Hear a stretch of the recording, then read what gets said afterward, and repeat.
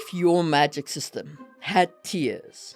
What if someone with tier 1 magic can light a lamp with a flick of a finger? But someone with tier 5 magic can call down a lightning strike. What would that do to society? That's what I want to talk about today. Tiered magic, what it is, what you can do with it, and how it affects a world. Welcome to another episode of Just-in-Time World Building with your host, Marie Mullaney.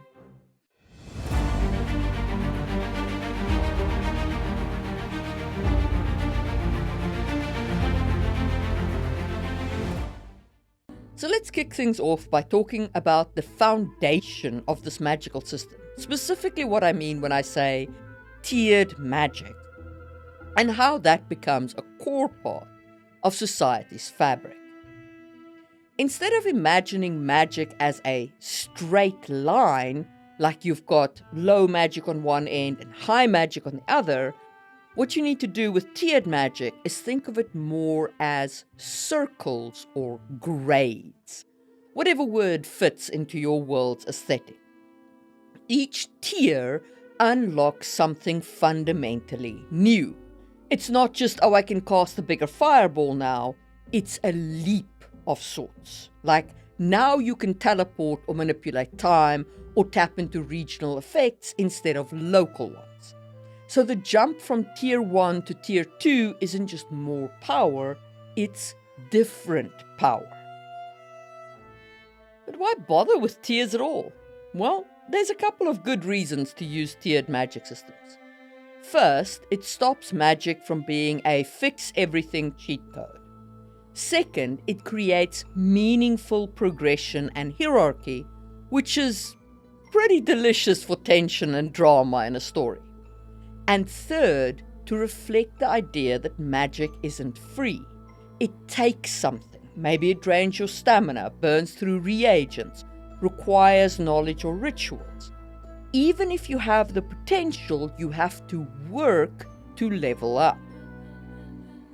And finally, tiers give you a structure that society can build around. And there will be more on that later in the video. Okay. Sure, so what separates one tier from another, really? This is the part that I think is crucial to understand about tiered magic systems.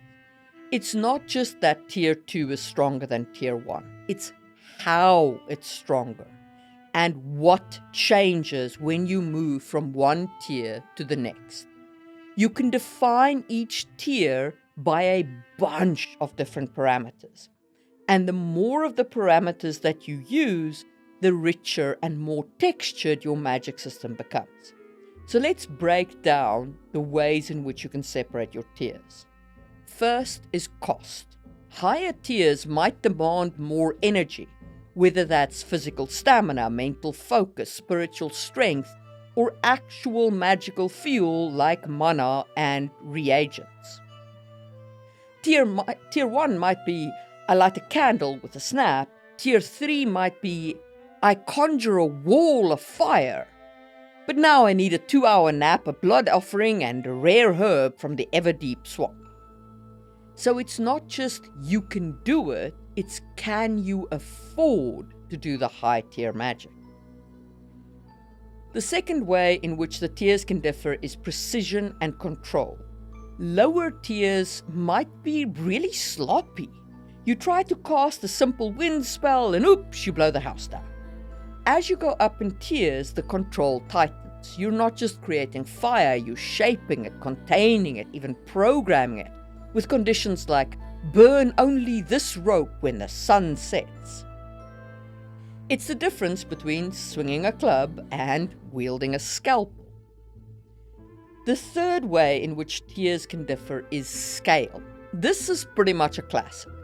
Tier 1 works on a very local level, like this one little lamp. Tier 2 might affect the whole room. Tier 4 might set a whole city on fire. And at Tier 5, you're redirecting a river or controlling weather or reshaping the ley lines of an entire continent or calling up the fires of a volcano. Scale gives you stakes, and it gives societies a reason to fear or revere higher tier casters. 4. Side effects and risks is another way that you can separate out your tiers. This is a great way to build consequences into your magic system.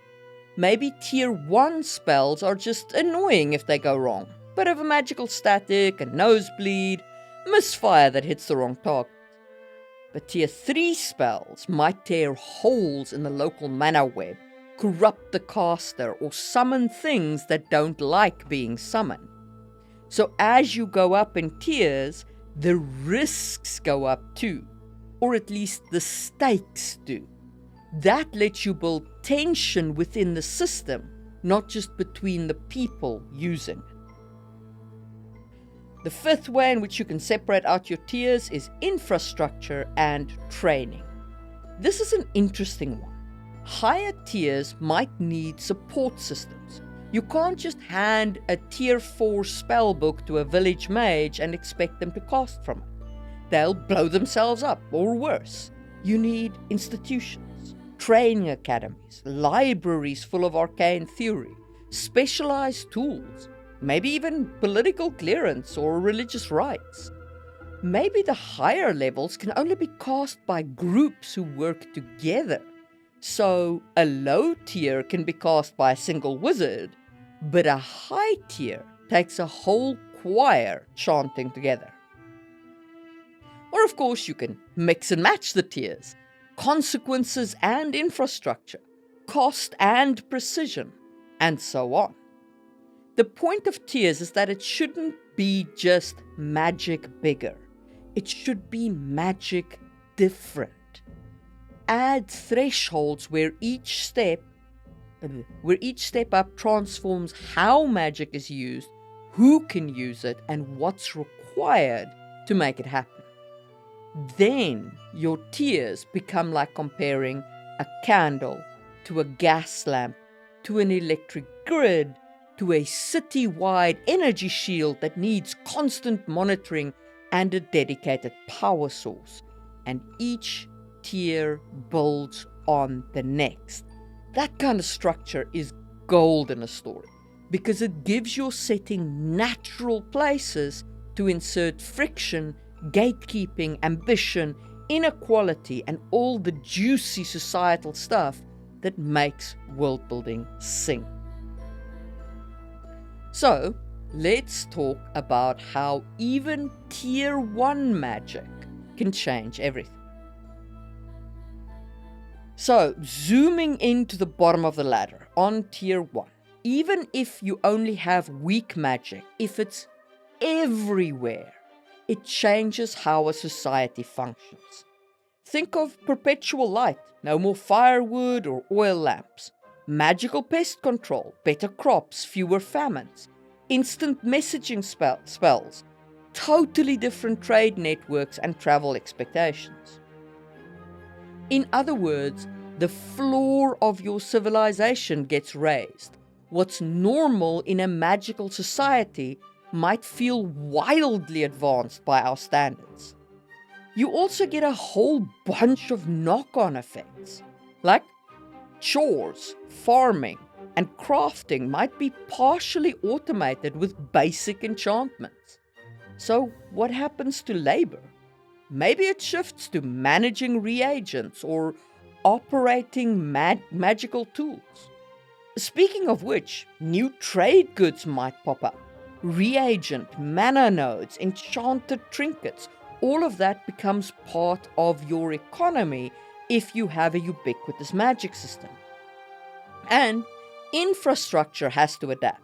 You need mana conduits, ley lines, magical reservoirs, because tier 1 magic often doesn't scale well. Lighting one lamp is fine. Lighting a whole district requires a whole bunch of mana. And that brings us to an interesting point. Cost. You must build cost into the system. Magic shouldn't mean free, and I don't just mean in a narrative sense, I mean inside the world. Casting might burn physical energy, mental stamina, spiritual strength, Or maybe it uses up reagents or risks corruption or something. Because if there is no cost, then you have no restraints on your society. And a society without restraints, it's very hard to build that conflict in. Also, you should bear in mind that as soon as magic becomes common, you can bet society will start laying down rules. Like there'll be rules about no magic in public markets, or you need a license to cast spells professionally. Maybe there are tolls or taxes on mana usage, or maybe there's time limits. Magic is only allowed during regulated hours. Or let's say you're using magic in an urban fantasy setting and it's a secret magic society. Check out my video on urban fantasy worldbuilding. Anyway, in that case, your mages might only be allowed to use their magic in places where they can't be seen by normals. The society still changes in all the ways I said, but it only changes in the secret places where you have access to this magic. Okay, so that's kind of the basics of tiered magic systems, tier 1, and all the ways you can change the tiers and so on. But I promised a video about politics and society. So let's get into Ascension and Aspiration. As magic becomes tiered, it also becomes political. And one of the biggest impacts is this. Each tier becomes more than just a power boundary. It becomes a class boundary. Tier 1 mages might be common. They light the streets, they keep pests away from crops, fix your squeaky door with a minor transmutation. Tier 2s see Tier 1s as quaint, useful but limited. And Tier 3s are starting to look at Tier 2s like we look at dial-up internet. Functional, but a bit outdated. And this keeps going.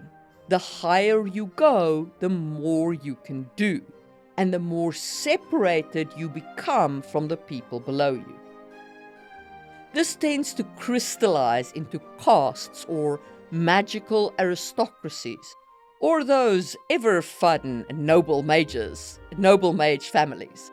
If your magic determines your status, your influence, and your access to resources, you've pretty much built a magic-based class system. Think of the Aes Sedai in the Wheel of Time. The higher your strength in the one power, the more status you hold within the tower and beyond.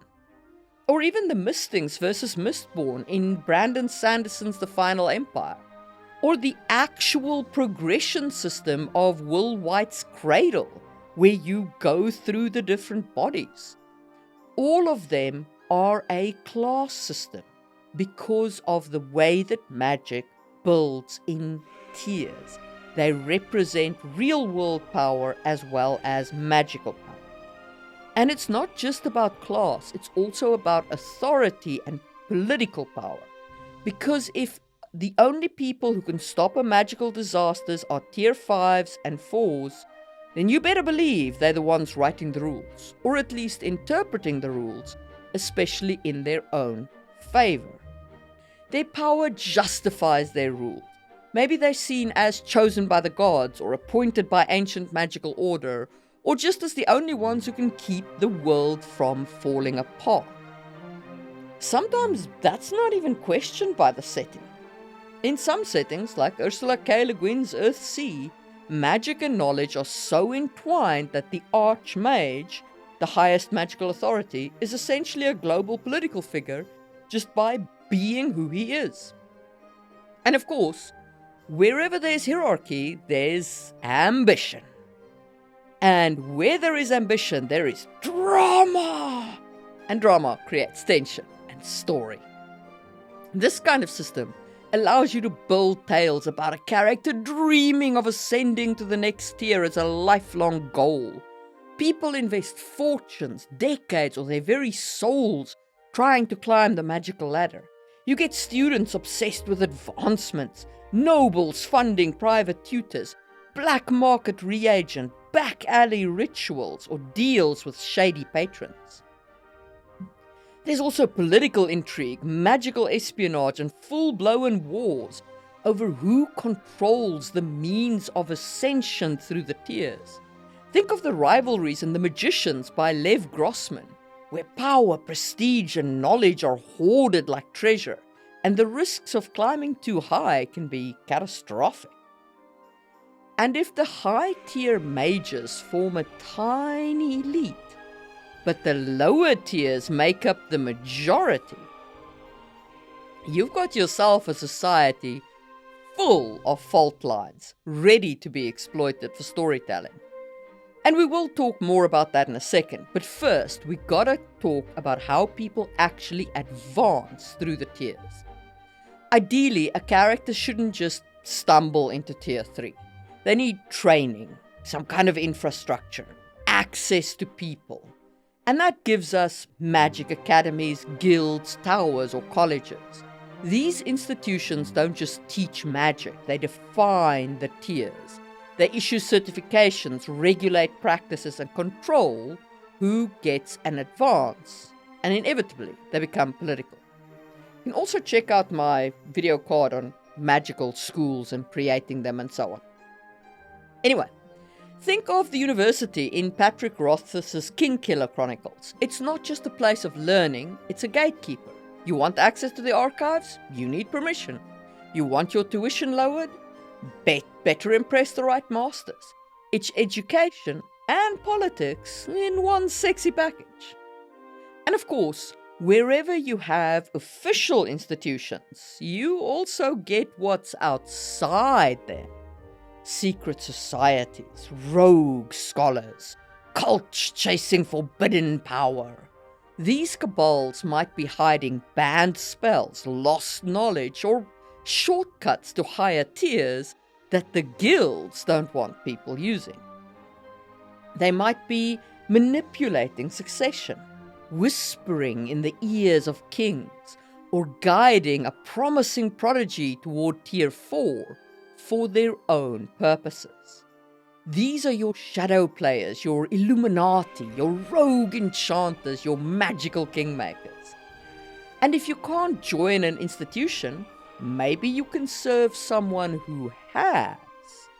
High-tier mages might take on proteges, students, or magical clients.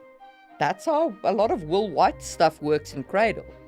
In return for training or protection, you give them loyalty or land, labor, political favors, or something of that nature. Magic becomes a form of currency, a way to buy influence. You might even get entire magical courts where powerful mages gather followers, like nobles gathered knights. Think of it as magical feudalism. Hey, check out my video on feudalism. And finally, someone has to make sure nobody's out there casting continent-breaking spells just because they had a, bad day. So, enter magical law enforcement. Maybe it's a council of counter-mages. Maybe it's a set of enchanted wards that detect high-tier activity. Maybe it's a literal squad of magical auditors who show up when your casting starts glowing the wrong color. Whether it's a bureaucratic mess or a secretive inquisition, someone's got to keep the upper tiers in check. And law enforcement would of course be that someone who stands in the way of a revolution. But before we talk about conflict and cohesion in tiered magic societies, give me one moment to tell you about Worldbuilding Blueprints, a book I wrote that's all about world building. It's got over 50 exercises and worksheets, as well as heaps of theory, including this one about creating a social hierarchy in your culture. If you're interested, check out my website. You'll either be able to pledge late to the Kickstarter, which is fully funded, or you'll be able to outright buy the book on my website. Alrighty, enough of that. Let's talk about conflict and cohesion. We'll start by talking about how the system hangs together and builds social cohesion. hey, check out my video on social cohesion if you haven't already. I have a big back catalogue. Anyway, so the first way to build social cohesion is through legal and cultural structures. There might be magical courts, adjudication rituals, or oversight councils. Maybe even treaties that define where and when certain tiers can be used. No tier 5 spells within city limits and that kind of thing. And then there's the mythic stuff. The ancients who built the tier system, the sacred balance must be preserved, the annual rite of ascension, and all of those kinds of mystical rituals reinforces the legitimacy of the system. It tells the population this is how the world works, and it creates laws that protect the population from the chaos of unrestrained high-tier mages. The second way is through taxation. Sorry, it is what it is. High-tier mages might be expected to pay back into the system through maintaining ley lines, healing plagues, or warding the borders. In return, they get support, political influence, resources, or even tribute. Low-tier folk might pay taxes or serve in support roles, making the whole thing a magical version of feudalism. Look, it often comes back down to feudalism. Okay, complete with its obligations and patronage and its pyramid scheme. It is what it is. Anyway. Third, to prevent abuse, look for oversight and deterrence. Maybe it's social stigma. Maybe it's magical tribunals. Maybe it's magical bounty hunters with counterspells and binding contracts. Either way, if you step out of line with a tier 4, or if you step out of line as a tier 4, someone from tier 5 shows up to have a word. The threat of retaliation is part of what keeps things stable, or at least keeps things quiet. But sometimes things do fall apart. So let's talk about conflict points. Sometimes it's not about ideology or tech. Sometimes people are the problem. A child born with access to tier 4 magic, no training, no lineage, just raw power. That person does not fit into the system. And that makes them dangerous, or a symbol, or both. You get wildcards, people who destabilize entire political structures just by existing. And then what? The whole tier system might collapse. Guilds fall, institutions fracture, new orders rise from the rabble. One society might ban magic entirely, retreating into a dark age. Another might embrace magical innovation and bloom into a golden era. Or magic becomes so widespread that tiers lose all their meaning.